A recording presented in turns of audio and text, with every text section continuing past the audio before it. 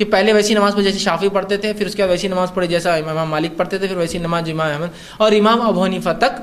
وہ نماز پہنچی جو آخری وقت میں رسول اللہ صلی اللہ علیہ وسلم نے پڑھی، ایسا بتاتے ہیں۔ یہ اصول کو ماپ لیا جائے تو پہلے وقت میں جو پڑھی تو وہ پہلے امام کو معلوم ہونا تھا نا، آخری امام کیسے معلوم ہوئی؟ دلیل پہلے امام ابو حنیفہ کو وہ ملنا تھا جو پہلے وقت کی تھی۔ اچھا، جو امام بعد میں آ رہے جبکہ علم پھیل رہا ہے ان کو غلط ملی، اور پہلے امام جو گزر گئے جبکہ حدیث جمع بھی نہیں ہوئی ان کو صحیح مل گئی، بول تو پھر لاجک کا مطلب یہ منطقی بھی صحیح نہیں ہوتی بات۔ امام ابو حنیفہ جب آئے، جب احادیث کی کتابیں لکھی جا رہی تھی، لکھی نہیں گئی تھی، تو ظاہر سی بات ہے ان تک پورا پہنچیں گا، یا وہ امام جو امام احمد بن حنبل آخر میں آئے، تقریباً ان کا زمانہ 240 ہجری کا تھا، اس زمانے تک حدیث کتابیں مکمل لکھی جا چکی، فلاں کتاب آ چکی تھی پوری لکھ کر، ان کو زیادہ پتہ چلے گا۔ اب مجھے بتائیے لاجیکل تھوڑا سا اگر اس طرح سے دیکھا جائے تو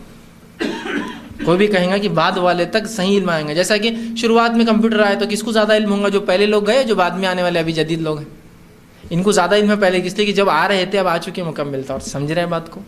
تو اب اس طرح سے بھی نہیں مانتے اس کو، نہیں بس وہ ایک دم تعصبانہ جو معاملہ ہوتا ہے، نہیں ہمارے امام پھر غلط تھے کیا جو کرے؟ میں نے غلط کی بات کہاں کہی؟ میں یہ کہہ رہا ہوں کہ یہ بھی سنت ہے، آپ اس کو مان کے چھوڑ دیجیے۔ نہیں وہ درست نہیں ہے، وہ طریقہ ایسا یہ منسوخ ہو چکا ہے، پھر بھائی چاروں کو حق بولنا آپ چھوڑ دیجیے اپنے زبان سے، آپ یہ کہیے ایک حق صرف، اور وہ بھی امام ابو حنیفہ، ٹھیک، اور باقی سب غلط۔ نہیں ویسا نہیں بول سکتے، وہ چاروں حق ہے، تو پھر میں وہی تو کہہ رہا ہوں کہ جب چاروں حق ہے تو ان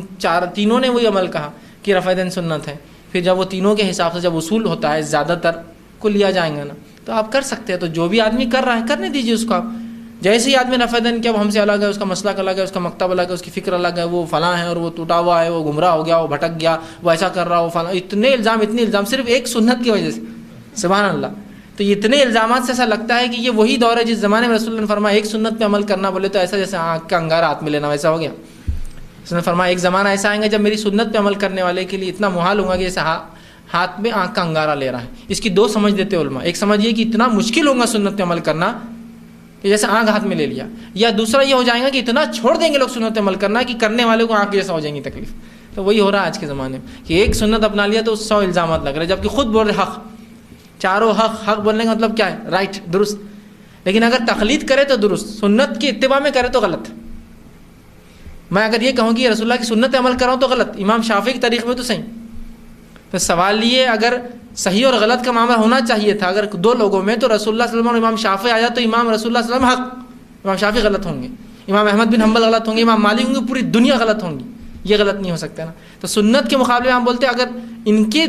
پیروی سے کرے امام شافعی، امام احمد بن حنبل یا امام مالک تو درست،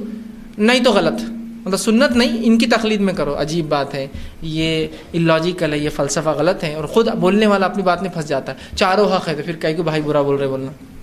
اس کو بھی عمل کرنے تو آپ بھی عمل کرتے رہو۔ اب رہا معاملہ دوسرا سوال کہ نمازی کے آگے سے جانا، تو یاد رکھیں نمازی سے آگے جانا گناہ ہے، اس کی سجدے کی جگہ سے ایک صف چھوڑ کر آپ انشاءاللہ عزیز جا سکتے ہیں، ٹھیک، سجدے کی جگہ مطلب جہاں اس کا سر ٹکتا ہے اس کے اندر سے جانا بہت سنگین جرم اور گناہ ہے۔ آپ صلی اللہ علیہ وسلم فرمایا اگر تمہیں پتہ چل جائے نمازی کے آگے سے جانے گناہ کیا ہے تو تم 40 تک رکے رہو گے۔ راوی حدیث کہتے ہیں میں بھول گیا